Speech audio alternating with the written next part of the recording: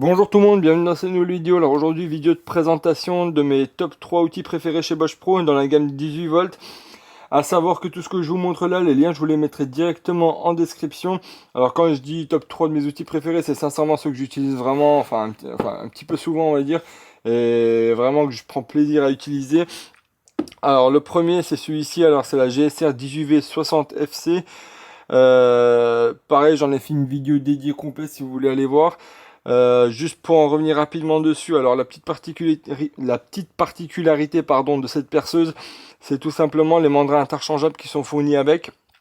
Donc vous avez un renvoi d'angle qui est fourni avec, vous avez un excentrique qui est fourni avec, donc le mandrin autoserrant et puis aussi un mandrin SDS+. Donc ça c'est ce qui en fait un petit peu je trouve la particularité.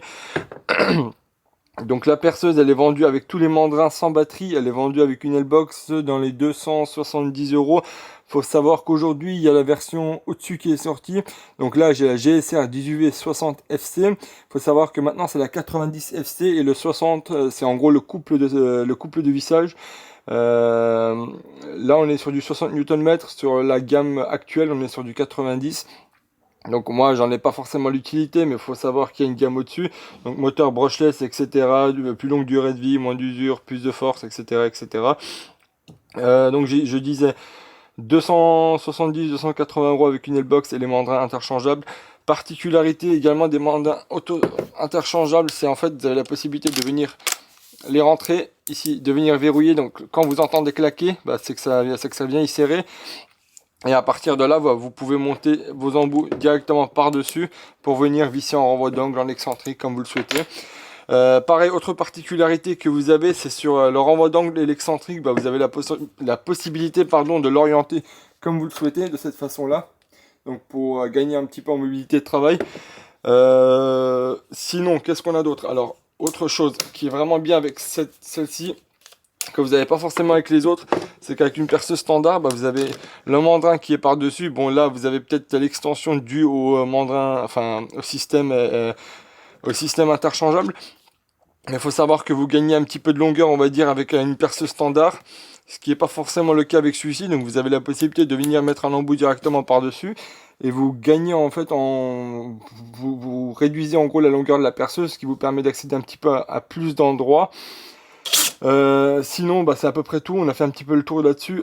Sinon, on a toutes les caractéristiques d'une autre perceuse. La vitesse 1, la vitesse 2.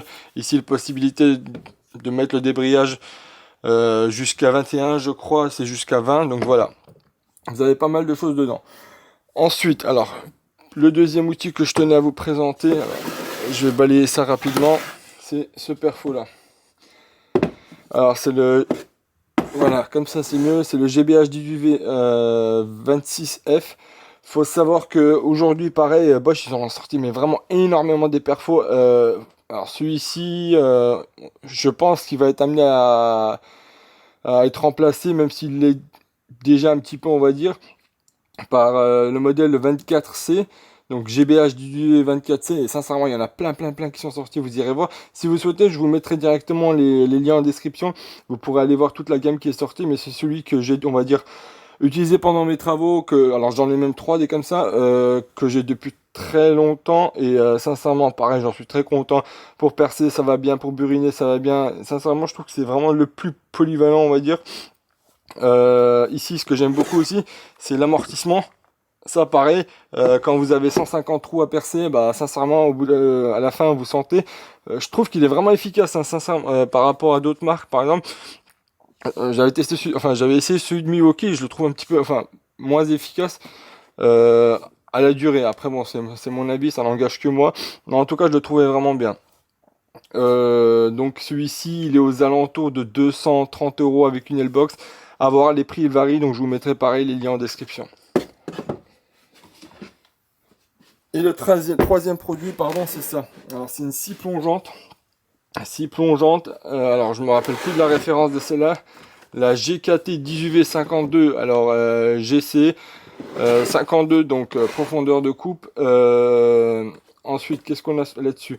Alors, faut savoir qu'il coûte aux alentours de... Il est un peu plus cher celui-là. Il est aux alentours de 400 euros avec une L-Box sans batterie. Faut savoir que ce modèle-là, c'est également, enfin, il marche avec un moteur biturbo. Donc, qui dit moteur biturbo chez Bosch, c'est forcément les batteries Procore. Et Procore à partir de 5,5 ampères jusqu'à 12.